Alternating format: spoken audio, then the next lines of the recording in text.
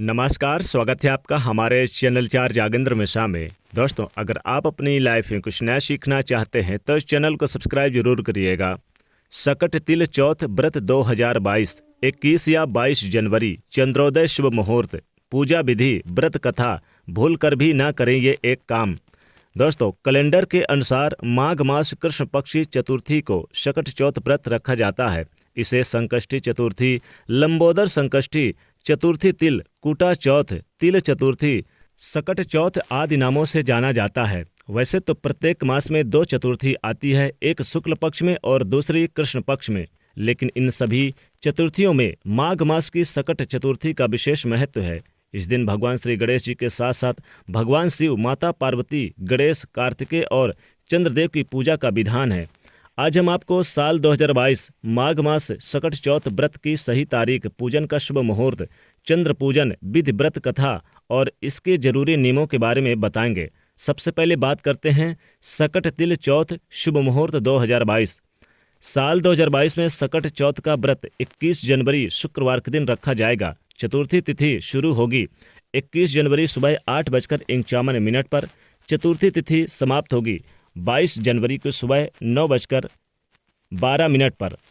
सकट चौथ के दिन चंद्रोदय का समय होगा 21 जनवरी को रात्रि 9 बजे। सकट तिल पूजन के विधि।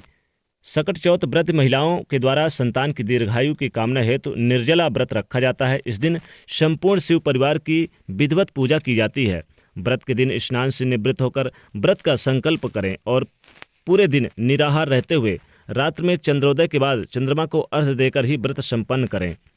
पूजा के लिए सबसे पहले एक मिट्टी के चौक पर गणेश जी की प्रतिमा स्थापित करें। प्रतिमा का श्रृंगार करें। अब उन्हें अक्षत, दूर्बा, लड्डू, पान, सुपारी, धूप, दीप आदि अर्पित करें।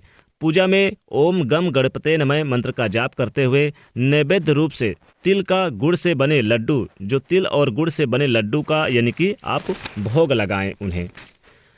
अंत में व्रत कथा पढ़कर आरती करें और चंद्रोदय के पश्चात चंद्र पूजन कर व्रत संपन्न करें। चंद्र पूजन विधि।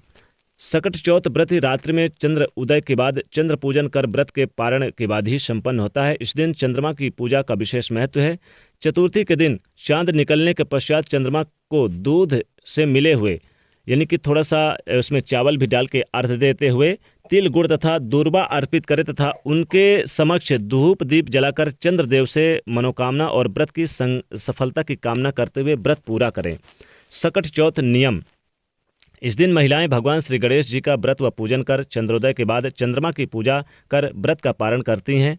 कहा जाता है कि यह व्रत करने से भगवान गणेश संतान के सारे कष्ट हर लेते हैं। मान्यता अनुसार इस व्रत में व्रती को पूजन करते समय कुछ बातों का विशेष ध्यान रखना चाहिए। जैसे आज के दिन काले वस्त्रों का प्रयोग ना करें। चंद्रमा को अर्घ्य देते समय ध्यान रखें कि जल के छींटे पैरों में ना गिरे और चंद्रमा को अर्घ्य दिए बिना व्रत भी नहीं खोलना चाहिए। इन बातों का विशेष रूप से ध्यान रखें।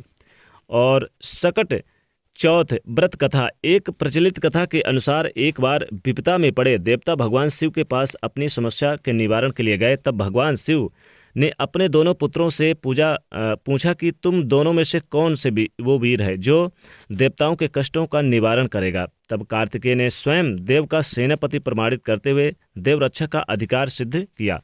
भगवान शिव ने गणेश जी की इच्छा पूछी तो उन्होंने कहा कि मैं बिना सेनापति बने ही इनके संकट दूर कर सकता हूँ। इस पर महादेव ने दोनों की पृथ्वी की परिक्रमा करने को कहा और कहा कि जो पहले परिक्रमा पूरी करेगा वही वीर घोषित होगा। यह सुनकर कार्तिकेय पृथ्वी की परिक्रमा के लिए निकल गए, लेकिन गणेश जी ने अपने माता पिता के साथ परिक्रमा करते हुए कहा कि इनमें ही समस्त तीर्थ निहित थे।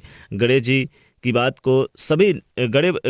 से सभी नतमस्तक हो गए और महादेव जी ने उनकी प्रशंसा करते हुए उन्हें आशीर्वाद दिया कि प्रत्येक कार्यों से पहले तुम्हारी पूजा होगी। इसके बाद पिता की आज्ञा से गणेश जी ने देवताओं के संकटों का भी नाश किया। तो दोस्तों, अगर आपको हमारे द्वारा दी गई जानकारी खास पसंद आई तो वीडियो को लाइक करें, ज़्यादा से ज़्यादा शेयर करें और चैनल को सब्सक्राइब करिएगा। जय गणेश जी।